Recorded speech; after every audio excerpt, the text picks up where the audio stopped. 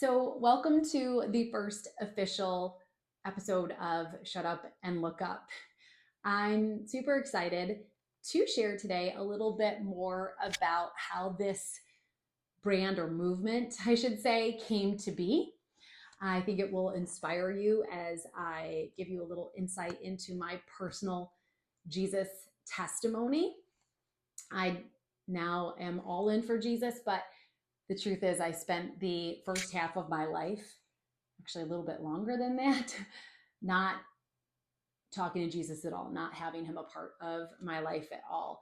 I'm truly what I think I would call a complete walking contradiction of who I once was. And I say all of that to say, because if I can turn over my life to Jesus and feel the true sense of happiness and fulfillment that comes from just knowing him and feeling like he knows me, then anyone can, because I really thought I was a lost cause. Okay, so I'm going to share with you a little bit about who I am and where I came from and where I am now and what the whole purpose of Shut Up and Look Up is. But I'm going to tell you, I did not plan to press record today. So I have this daily practice that I do every single day where I just journal with Jesus. And so that's what this is. I know it's super important because the good book tells us that we should be talking to him every single day. And actually, I never read the Bible until a few years ago. And the reason I cracked open this Bible is because I had said to someone, I'm just really struggling to hear from the Lord. Like I'm going to give you more background. I'm going to bounce all over. I promise I'll connect the dots. But I was at this space of where I really had accepted God as my savior, accepted, him. I felt like I had been surrendering my life to him, but I was struggling to feel like I knew exactly what it was he wanted me to do. And a friend said, Jessie, the way that we talk to Jesus is through prayer. The way that he talks to us is through his word, the Bible. So, you just need to lean on what his word says, because that is how you're going to know what to do. And I was like, well, that's why I've never heard from him, really. Or when I did think I heard from him, I wasn't certain. It's because I had never opened a Bible. And so I think that maybe somebody needed to hear that today. I'll say it again. The way that we talk to Jesus is through our prayer. The way that he talks to us is through his word. And so I'm going to be honest with you. I had no desire to ever read the Bible. It was too big of a book. It was very confusing. The couple times I cracked it open, took a peek, had words in it I didn't understand. And I just didn't understand why it really mattered. Because again, nobody shared that with me. But that was eye-opening for me. And I have now since read through the Bible twice. And I'm now going through it a third time. The first two times I did it on my own. And actually, I did not do it on my own. The second time I invited a group of women to do it with me. And it was amazing because we shared with each other each week what, we had learned or what questions we had and so on. And that's actually what I'm doing now with my husband, which is really awesome. He's never read through the Bible. So this will be his first time through. And each day we do our own reading. We're following the same reading plan, but then we'll sit down and chit chat, sometimes every few days, sometimes a week, just about what inspired us or what we are wondering about. We want to know what the other one thinks. It's really cool. But anyways, that was where I started to understand and uncover what I felt like the Lord had planned for me, was when I finally read the Bible. So let's start here. I'm going to tell you, my dad passed away when I was 11. He was 36 years old. He suffered a heart attack and it took him instantly. Because of that, I didn't hate God, but I just felt like he didn't bring anything good to me in my life, so I didn't really need him. I also didn't have anybody in my life who was encouraging me to seek Jesus. And so I just went off living my life without him. And the truth is, I did a lot of really cool things without him. And I look back now and I think, wow, if I had invited him into my life during those things, I can't even imagine what he would have done with it, because I did such amazing things on my own. And we know that his ways are supernatural, right? Anyways, I went on to become a professional race car driver. So I drove 300-mile-per-hour race cars all across the country for a living. I got paid to do it. Really awesome, right? There's only two things I ever wanted to be in life. One was a race car driver and one was a mom. And so I retired after a few years behind the wheel as the winningest driver in both the male and female categories of the division that I drove in. I now, 20 years later after retiring, still hold that same title. And I've been honored many different companies, inducted to the Rome Sports Hall of Fame for my driving accomplishments, and more. I loved driving those cars because, yes, they were fast and they were adrenaline rushing, right? They went 0 to 100 in less than 1 second. They pulled 5 G-forces off the start line. I mean, it was wild. But I also loved that driving those cars gave me the platform to go out and inspire others. I got to speak on stages as big as 40,000, sharing my testimony at the time, which was just go out, work hard, and muscle your way. You can achieve anything. That's literally what I used to preach in a much more eloquent way. And it's what I believed. It's so sad to think that I spent so much of my life muscling my way through, honestly, to exhaustion. And yes, I achieved a lot of great things, right? Like I was a whirlwind professional race car driver. I helped my husband build our brick and mortar physical therapy business to 7+ figures. I built my own online coaching business to 7 figures. I am a published author. I'm an amazing wife and mom of 5 kids. We have a beautiful life. But the truth is that I never felt fulfilled doing all of those things. I never had what I would call my hey ma, look, I made it moment. And I always thought that that's what I was going to feel when I became a world champion, when I became a published author, when I became a mom, when I had a certain dollar amount in my bank account. I always thought, when I get this, then I'll feel happy. Then I'll feel proud. I never did. I never did. In fact, I found myself very lost and depressed after retiring from racing because I didn't have anything anymore to pursue. Because even though I never felt like I made it when I was driving those cars, I was always pursuing something new, some next level, right? And so if we fast forward through all of that, I had started to dabble in having a relationship with the Lord about 10 years ago now. And I still, at that time, hadn't read the Bible. I only just started reading the Bible a couple years ago. So let's fast forward again, 5 years ago. Although I had a relationship with God, I was still all over the place, chasing things. And I got the wind knocked out of my sails. The pandemic hit, and right after that, actually, I delivered my baby right as the pandemic hit, my baby number 5. So my 5 kids are ages 6 to 15, all about 2 years apart. And the pandemic hit, we had our baby number 5, and my husband was diagnosed with not 1, not 2, but 3 cancers. He lost 80 pounds in 6 months, and just 2 days before Christmas, the doctors were preparing us for the end. They told us to go home and enjoy what would most likely be our last holiday together. And this moment is when I fully surrendered to God. I thought I had surrendered before that, but I hadn't. I, like I said, was still chasing things.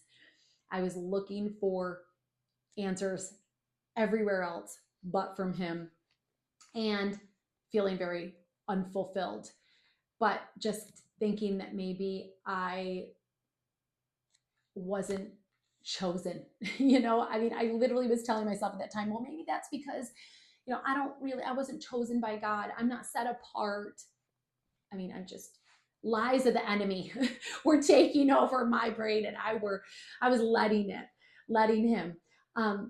But I found myself here on my knees because I knew what it was like to grow up without a dad from a young age.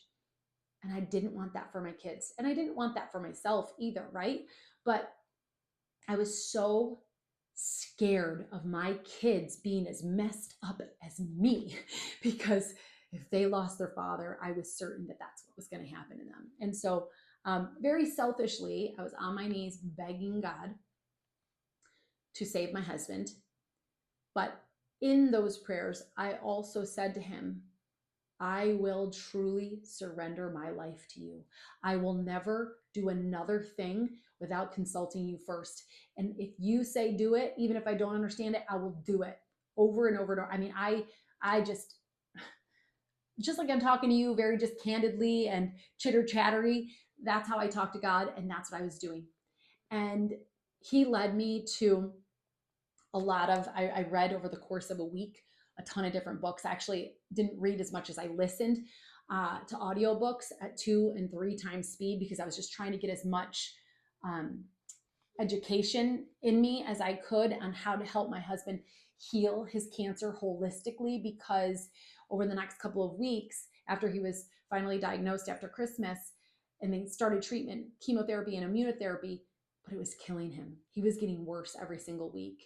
And our youngest was learning to walk. He was now 1 year old.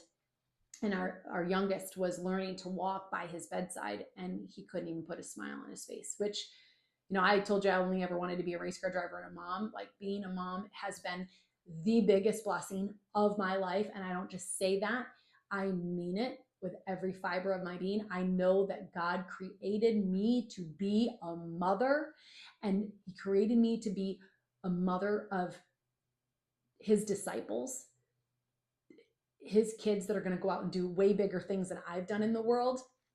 It's such an honor. But my husband, he's such a good dad. And that is all he wanted to be too in life. And I say that to you because when I say to you, he couldn't even smile as our youngest was learning to walk by his bedside, he was giving up. He literally was having conversations with me of what our life was going to look like when he was gone and no longer with us. He was telling me things, I don't even like to think of it, but like how he wanted me to remarry. He wanted the kids to have a father figure in their life, like conversations that I didn't want to have, right? Anyways, I looked at my husband after our previous week of treatments, and I said to him, I don't think you're going to make it another week if we go. And he said, yeah, I don't think I am either. And I said, I've talked to all the doctors. At that point, without giving you all of the backstory, I mean, we had doctors here locally, but it was actually a blessing of the pandemic. I had my husband's records seen by some of the world's best doctors and hospitals in the country because we could just send all of them over. We did video meetings and appointments. We traveled to Boston. We traveled to New York City. It was amazing that we could get so much insight rather than just being stuck here to where we are locally. Anyways, I had read all of these things, and I said, I don't know if what I'm about to say to you is the answer to curing you or healing you, but I feel like it's the answer to our next step. And I told him I think we needed to forego the Western medicine that we were doing, the immunotherapy, and I thought that we needed to take him off of the synthetic medications he was on. My husband's cancer was caused by the synthetic anti-rejection medications that he had been on for years from a kidney transplant he had. And now it's 26 years ago. At the time, it was about 20 years he had been on those medications. He was like the 2% of the 2% that get what is called PTLD cancer, post-transplant lymphoproliferative disease. And he actually then also, that cancer was undiagnosed for so long, undetected for so long, that then he got a second cancer, which is called multiple myeloma. It's a blood and bone cancer. And then he also had a third cancer, which we were never able to diagnose. But what we needed to do was treat the PTLD. I joke, but I mean it. Like, I became a doctor of my husband's disease, and not just of his cancer and his disease, but of his specific personal backstory in health, right? And I felt very confident through the Lord bringing me to certain books and having certain conversations with doctors and so on, that we were supposed to forego Western medicine. We were supposed to get him off that anti-rejection medication he was on, wean him back off of it, and that we were supposed to go all in on holistic healing modalities. So when I say holistic healing modalities, I mean doing all plant-based whole foods, juicing, doing what's called the Wim Hof breathing method, which turns your body from acidic to alkaline, which, if you don't know, your body, cancer can live in an acidic state very well and actually grow. Whereas if you get your body into an alkaline state, it will kill the cancer. Cold water immersion, so many, just what I really at the time was thinking was all very, very woo-woo, but truly it was life-saving. And it absolutely turned my world and my view on healthcare upside down. I used to absolutely partake in a lot of toxic things, from foods, processed foods, to alcohol, to books that I read, shows, movies that I watched. And I said to you earlier that I'm like a complete walking contradiction of who I once was. I'm not perfect, right? There's only one perfect person who ever walked this earth, and that's Jesus. But I do try to live in alignment with how the Lord tells us to live. And because now I've read this, I know what that looks like. And because I have been convicted by the Lord, which just means not condemned. I don't feel guilty. The Lord doesn't make me feel guilty, but I have a better understanding, and I understand the fruit that's on the other side of it. And so I just very naturally want to change because his word tells us to, and it doesn't feel like discipline. I muscled my way through tons of things in my life. In fact, if we're just talking about something simple like eating healthier, it used to feel like a chore. It used to feel really hard to choose the healthier options over the crap processed foods. It doesn't feel that way anymore. And I very rarely partake in anything toxic, whether we're talking about food or we're talking about even the chemical cleaners that we use in our house. I don't have chemical cleaners in my house anymore. And that's an interesting story, but one for another day. But some of that is also because my son, who at the time was 6 years old, I found him unable to speak and barely breathing with a blue face at 4 a.m. in the morning. He's allergic to chemical cleaners, which is almost unheard of. But so we don't have a lot of toxic things in our house like that. Again, we don't watch toxic things on the TV. And what I mean is things that aren't in alignment with how the Lord tells us to live. There's a lot of just enemy-filled things on the TV or on, the social media. I'm very, very guarded now. Okay. All of that to say is, fast forward 5 years, my husband is still here. And the doctors cannot believe it. At the time when we were going all in on this, they told us they wouldn't support it, they couldn't recommend it, and that they would have to, wipe their hands clean of us if we were not going to do what they were recommending with the traditional cancer treatments. And I felt, and my husband really went along with it at the time. He's like, Jessie, I just trusted you. And I knew the journey that you were on with the Lord. And I watched you days for days. I mean, we literally locked ourselves up in this house for days, almost a week straight with Christmas. And my kids, and I mean,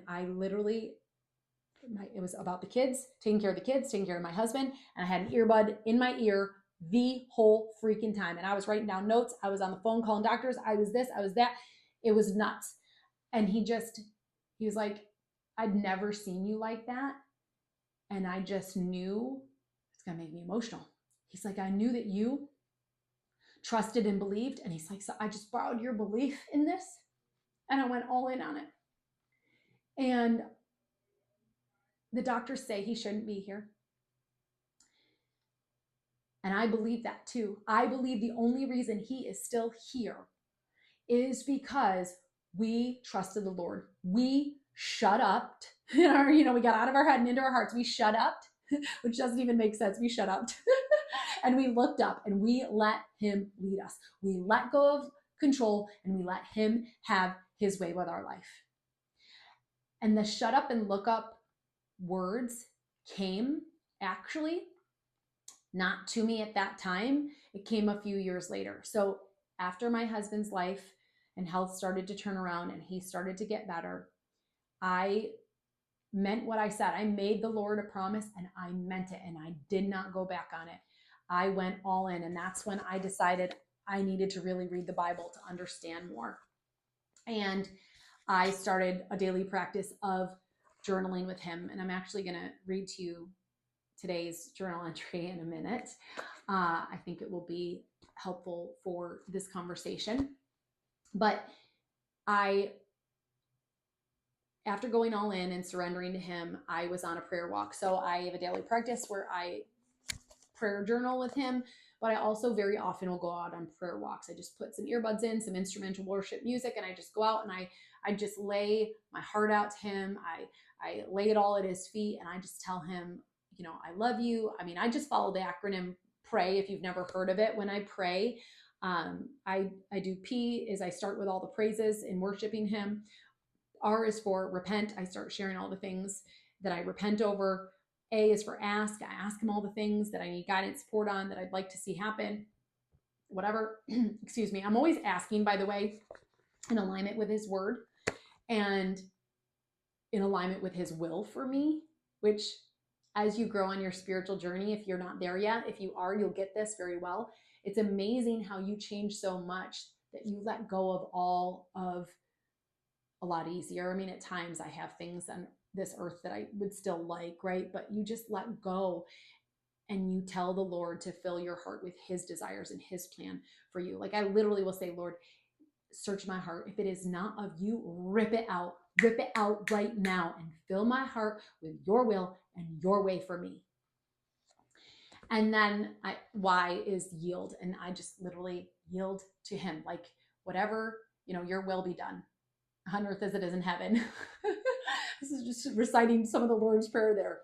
But that's the way I pray. I just pray ultimately his words back to him.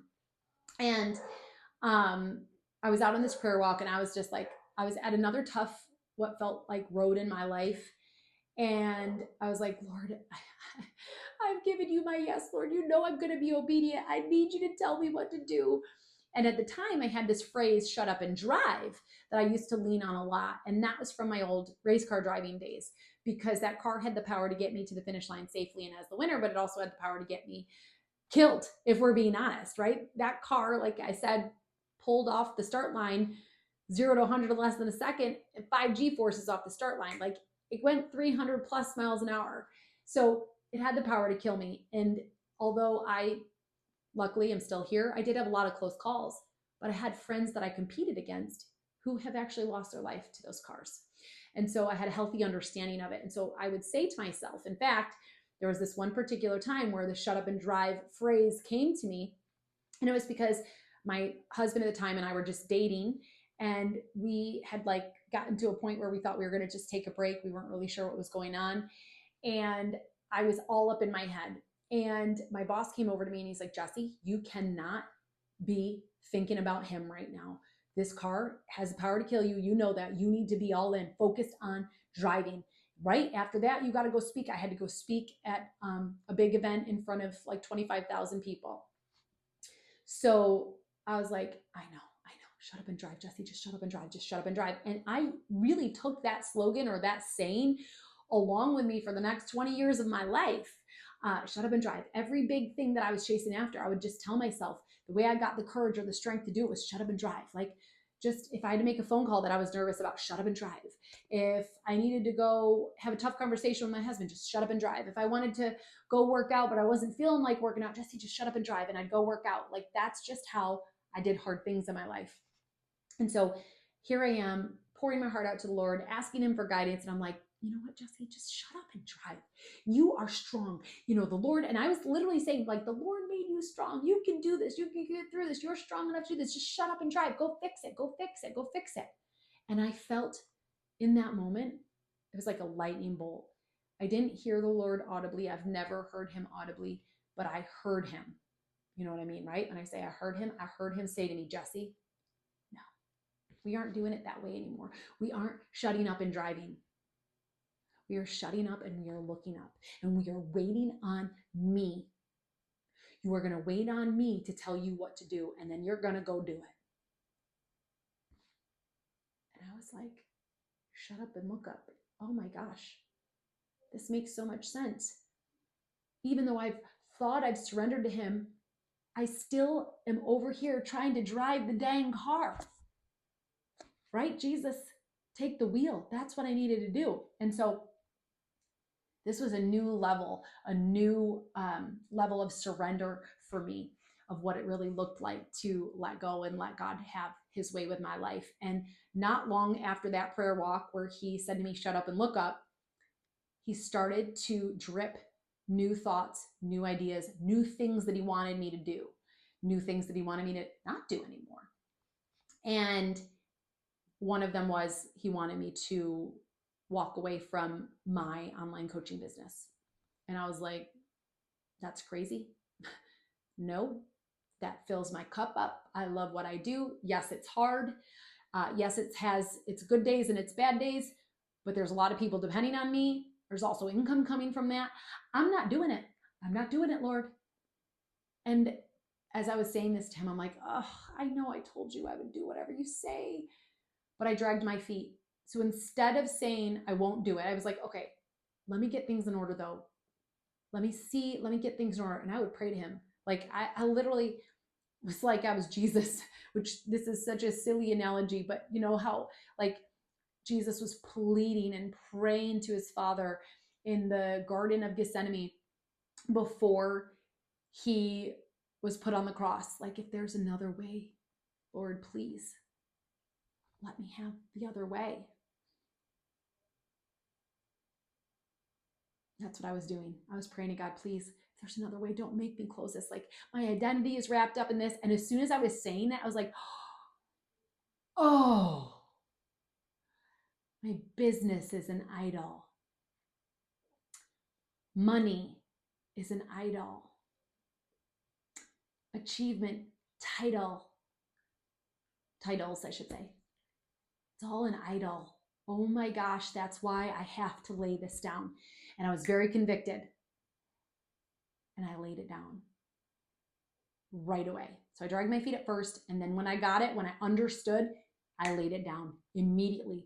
So much so that I was so worried that like my clients were going to get mad at me because I literally offloaded them.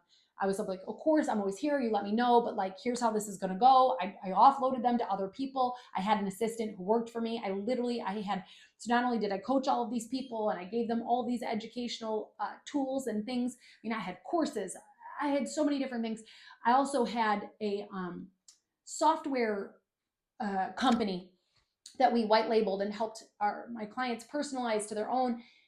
I literally gave all of that to my assistant. I just gave it to her. Like, I was making monthly recurring income on all of that. I just gave it to her. I walked away from it. I said, here, you have it. You take the income. And my clients went over and they worked for her, which was really cool because the transition wasn't hard. I mean, it was so cool to see how God provided, not only for me, but even for them. Like, she was meant to be my assistant and meant to know my brand and my methodology like the back of her hand, so that she could just take it over. And I could see all so clearly afterwards, right, how much the Lord blessed me through that transition and had it planned all along, right? Anyways, I have spent now, that was about 2 years ago. I've spent the last 2 years just being where my feet are, just showing up and stewarding really, really well what is a part of my life, which is being a really great wife and mom, showing up, better for them, helping them on their spiritual journey, showing up for my extended family, my husband's extended family. I was able to be a caretaker for my father-in-law as he passed on from this life to go live with Jesus, which was an absolute blessing to me, and I think to him and our family. I've been able to go all in and help my husband. Although I've always worked in his physical therapy clinic, I've been able to be a more integral part there through some of the transitions that we've been doing there that honestly only I could do because of my experience and education, and also probably my connection to him and the business. Anyways, all of that to say is I have just been on this journey of kind of being right now, just being, because that's what the Lord called me to do, to just be still and know that he is God and wait on him. And I have had the idea for Shut Up and Look Up to become a bigger movement in his name, giving him all of the glory, since that day 2 years ago. Very quickly afterwards, he kind of led me to think, oh, this is meant to be a book. And I've actually been working on writing a book on and off for the last couple of years. And I finally feel like now it is fully in alignment, or at least it's currently being penned fully in alignment with what he has always meant it to be. And the reason why I didn't rush it before is because actually, I was going to grab my book, but my first book is called Rush Revolution, Revving Up Self-Happiness Through the Power of Intentional Living. This next book will be called Shut Up and Look Up, a purpose-driven roadmap to unbecome who the world told you to be and become who God created you to be. That's the current working title. But I, at first, was trying to muscle my way through it like usual. And I was trying to create something that I thought would be transformational for people. And I absolutely felt convicted in that I was doing it wrong. And so I just stopped and waited till the Lord gave me more insight and guidance. And now I'm penning it as if I really think it's going to be transformational for people. But it's because it is what he is telling me to write. Like, dude, my name might be on this book, but his name's going to be right on there too. And I say that jokingly, but I actually seriously think that I am going to have it written by Jessie Harris Bouton and Jesus H. Christ of Nazareth, man. Like, this is his book. I'm just the vessel. And,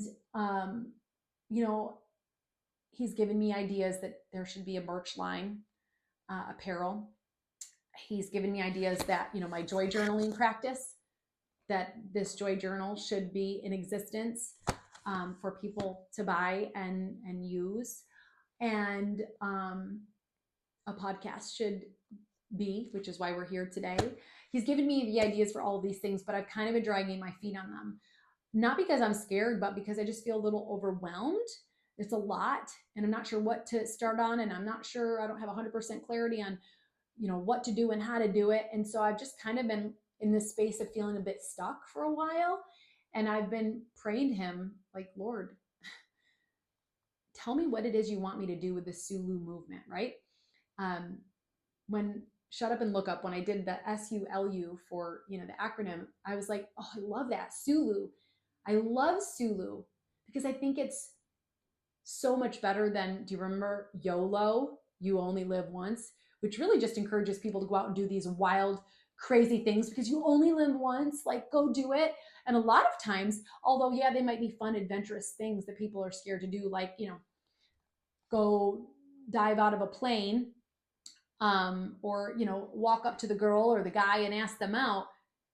The YOLO movement also actually encourages a lot of negative things, toxic things, like, oh, you only live once, so go smoke dope. You only live once, so go, you get what I'm saying. SULU is completely the opposite, right? Shut up and look up.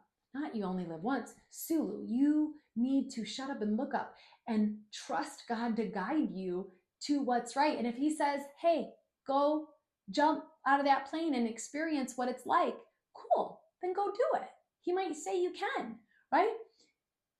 But I guarantee you, the Lord is never going to tell you to go smoke crack cocaine. I've never had drugs in my life. I've smoked cigarettes, tried them. I've drank alcohol, but I've never partaken in any kind of substance abuse other than that. No weed, no anything, nothing. And after talking to some people, it seems like that's a really odd thing. People are like, you're lying. I'm like, no, I'm not. And I tell my kids, like, I'm very honest with my kids. I'm like, mommy has drank alcohol. You've seen me drink alcohol, although I drink it very limitedly now.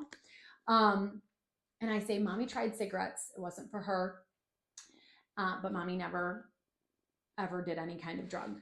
And I feel so glad that I can say that to them, because I really don't want them to do it too. But I guess that's the thing. Like, some things from YOLO and SULU might cross over, because the Lord is fine with you only living once, right? And go out and ask that girl or guy on a date, as long as it's definitely somebody who the Lord planned for you. I think sometimes we all make the mistake, or can make a mistake, of pursuing someone who isn't really right for us, that God isn't really connecting us to. We're kind of making it happen, but side tangent, we don't need to go there. But so sometimes those things though will cross over, right? But a lot of times they won't. And YOLO is like, there's nothing off limits. SULU says there are things off limits. And that's okay, because that's how the Lord tells us to live, right? Okay, anyways, all of that to be said is, this morning, I have been feeling the call hard for the last 2 weeks. It's time to do this. It's time to do this. It's time to do this. It's time to do this. And I'm like, okay. And I get my notebook out and I start writing some things. And, I'm like, oh, maybe I could do this and maybe I could do that. But I'm not really getting any big traction. I'm not really finishing any one thing. So this morning, I'll read to you just what God said to me. Obviously, there's a whole entry here where I was first talking to him.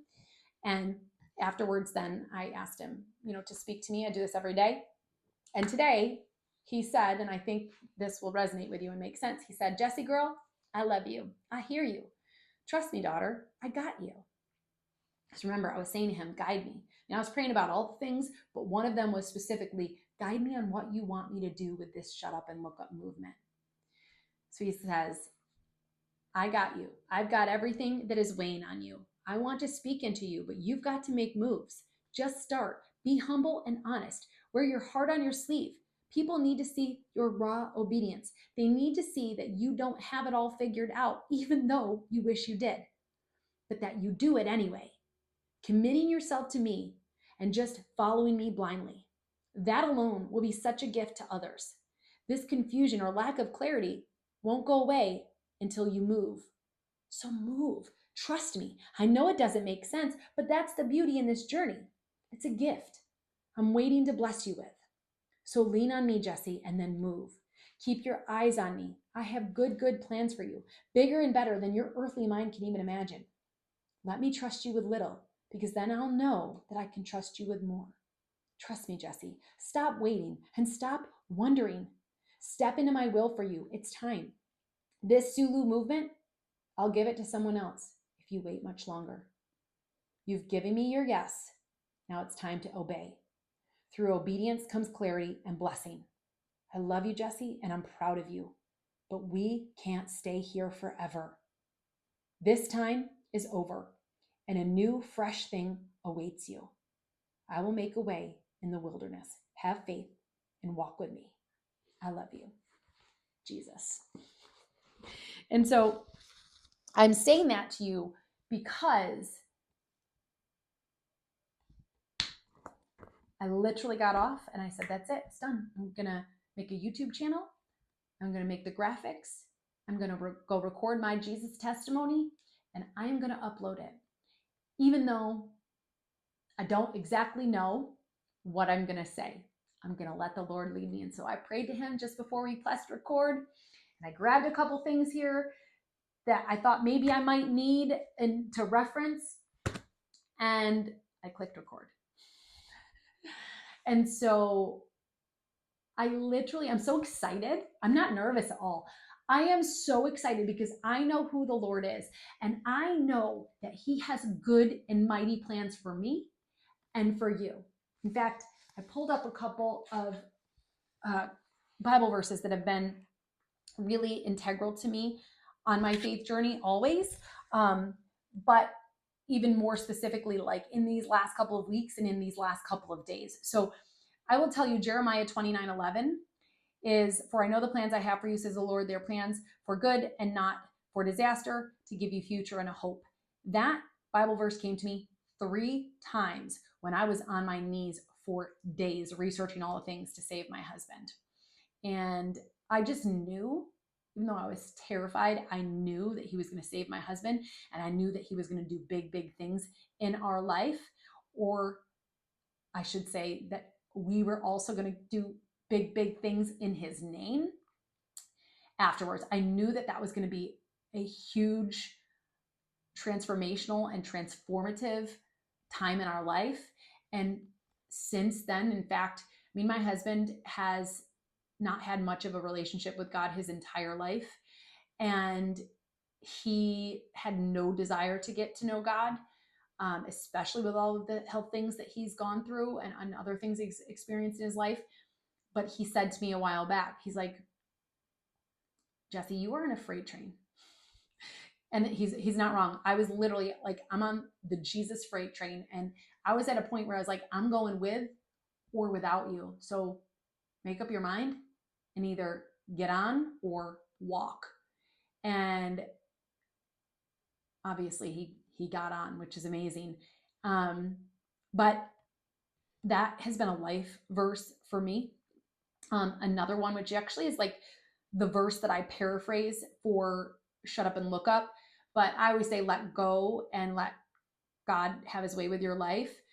But it stems from Proverbs 3:5-6. Trust in the Lord with all your heart and depend not on your own understanding, but seek His will in all you do, and He will make your path straight. 2 days ago, Ecclesiastes came to me. And it's funny because if you have ever heard this before, like there's tons of studies that prove it, but like when somebody's on their deathbed,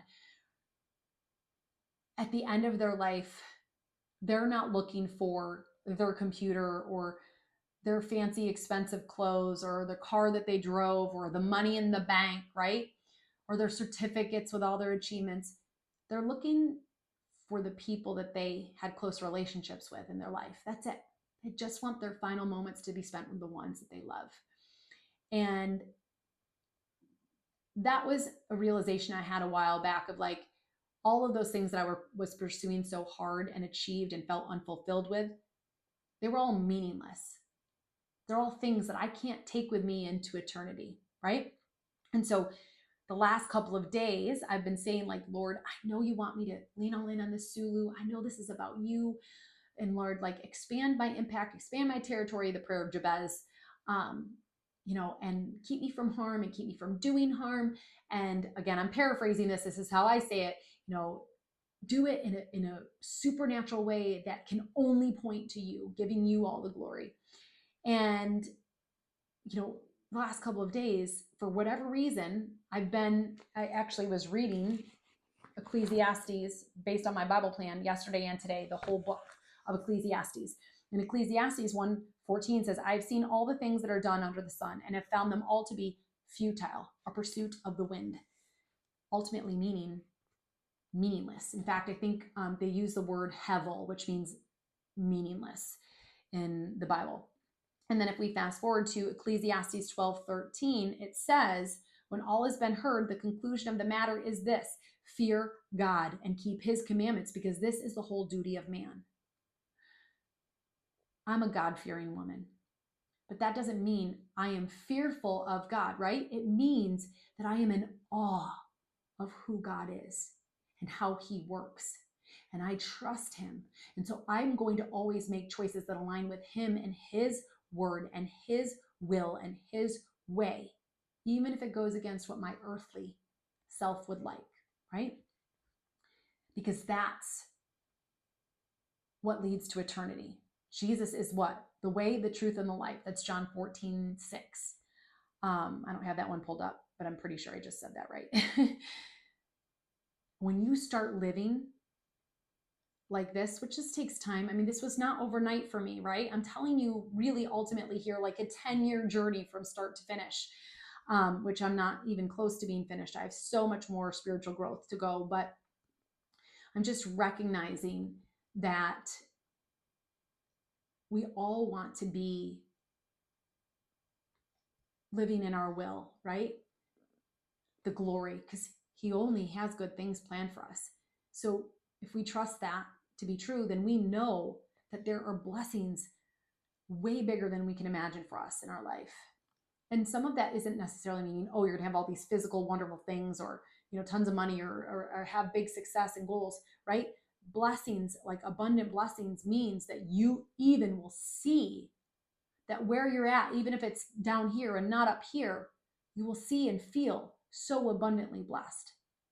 And it's funny because I feel more fulfilled now having no real achievements in my life than when I was on top of the world and people were chanting my name and I was signing autographs for hours after events and all the things.